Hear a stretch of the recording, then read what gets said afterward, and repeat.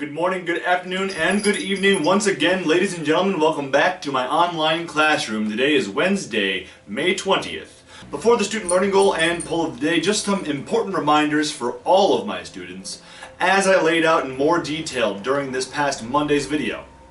We are picking up the pace to finish our books on time. That means shorter videos with less explanation and more time to read.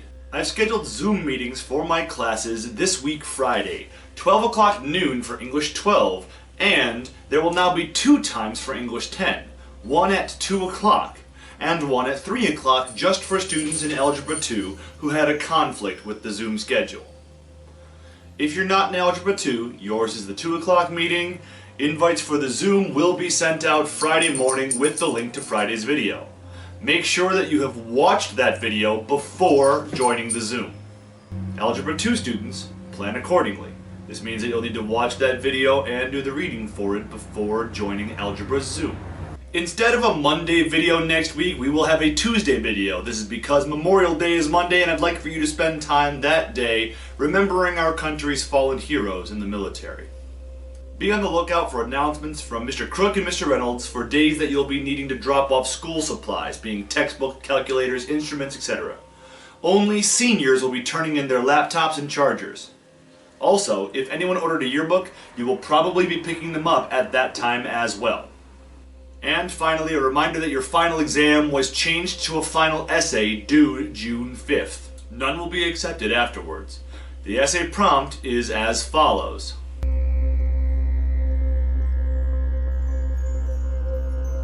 This essay will require an introduction paragraph, 2 claim EIEIO body paragraphs, and a conclusion. So, with all those announcements and updates out of the way, let's get into today's video. The winner of our previous poll of the day, surprising the heck out of me, white milk beat out both strawberry and chocolate milk in the votes.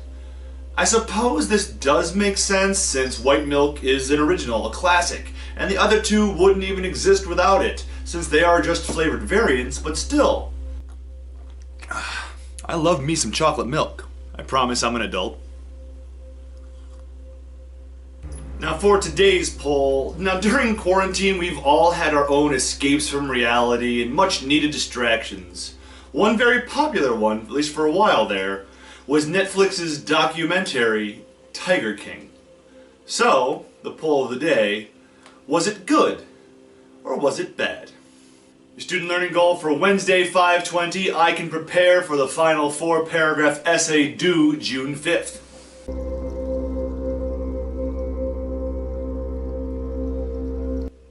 At this point in the art of racing in the rain, we've already gone over all the vocabulary words for Part 6. Please review these 12 definitions now and make sure that they are in your notes. In the last reading, we actually completed Part 6 through Chapter 49. We have 9 chapters and an epilogue remaining in the 7th and final part of the novel. Contrary to what you might have believed, epilogues are not an optional or an additional part of the story you don't have to read. They are a part of the narrative which serve to provide a conclusion and closure to the characters and to us, the readers. So we are reading the epilogue. Now I'm going to, as quickly as possible, review the corrections that should have been made to the Part 6 actuallys before we begin reading Part 7. Compare your notes to these actual corrections. For Chapter 39, the incorrect actually statement claimed that Maxwell and Trish 100% agreed with what they understood about the Annika case. Actually, Trish used this moment to express how it was awfully convenient, this timing of Annika's, and she even expressed that Annika herself might not be very trustworthy. Maxwell disagreed, of course, saying that he was just going to take advantage of the situation no matter what, because Denny wasn't good enough for Zoe. Chapter 40's incorrect actually statement claimed that Denny's lawyers got the restraining order dropped and now he could see Zoe whenever he wanted to. Actually, we all know that Denny was not able to see Zoe whenever he wanted to, but only on alternate weekends and on Wednesday evenings. At least while the court case was still going on. For chapter 41, the incorrect actually statement claimed that Ayrton Senna was the one who finished an entire 24-hour enduro race on his own. Actually, that racer's name was Luigi Chinetti, and he did it multiple times. Chapter 42's incorrect actually statement claimed that while go-karting with Zoe on a rare happy chapter, Denny won but was impressed with Zoe's driving ability. Actually, while Denny was impressed with her driving ability, it was not because he beat her but only barely. She actually beat him, and he wasn't even letting her win. She legitimately beat him. And he's a professional race car driver. Or he was. Chapter 43's incorrect actually statement claimed that Denny paid Mark fine and then continued the fight for custody of Zoe. Actually, by that point in the book, Denny had not yet sold his house, and so he had nothing to pay Mark fine. Denny was able to beg and plead for a 1-month extension. Chapter 44's actually statement claimed that Denny had no way of coming up with money to pay Mark fine. Actually, as I just stated a moment ago, Denny found a way to pay Mark fine by selling the family home. The one he bought with Eve. Chapter 45's incorrect actually statement claimed that Mark Fine left Denny's case because he just didn't believe they could win and he had given up on Denny. Actually, Mark Fine left because he had another job opportunity as a judge and was not able to stay on the case any longer. Chapter 46's incorrect statement claimed that Enzo was hit while crossing the street by a little old lady driving a truck. Actually, the driver of the car was a young man. Chapter 47's incorrect actually statement claimed that Ayrton Senna died in 1990.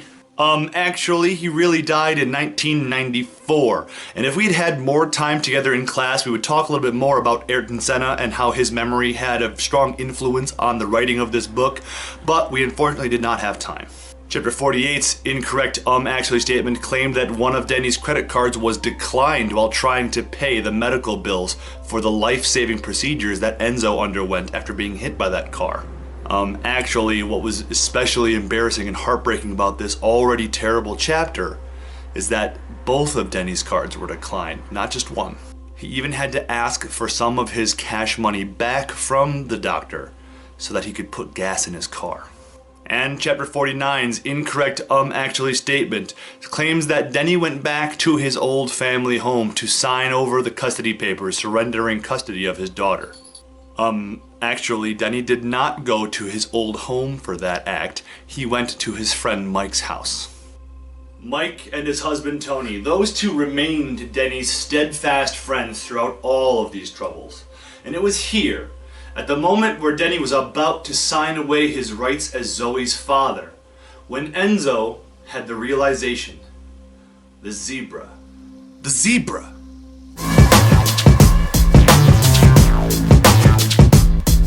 The zebra isn't some outside demon causing trouble to and for us. The zebra is in us. The zebra is us. Your car goes where your eyes go. That which you manifest is before you. You are in control of your own fate. While Enzo did not change Denny's mind, he stalled enough time and made Denny smile one more time. Just enough for him to decide on his own to keep up the fight. Just enough for Denny to decide that others would not decide his fate. Enzo helped just enough for Denny to manifest his own destiny.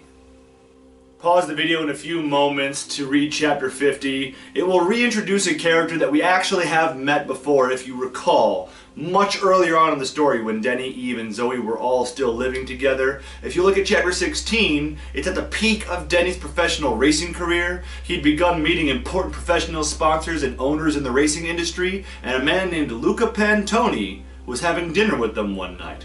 Luca Pantoni, who worked for Ferrari. Pause the video in a moment to finally read a happy chapter for Denny.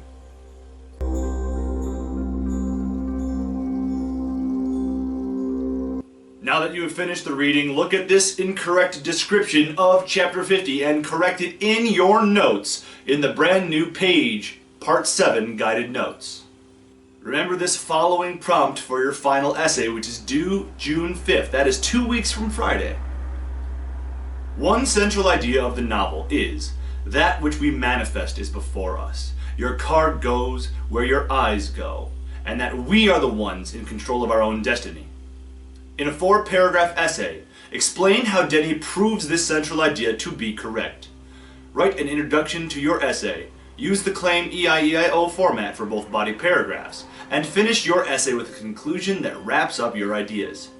You may email your final papers to me as attachments anytime between now and June 5th, but none will be taken afterwards.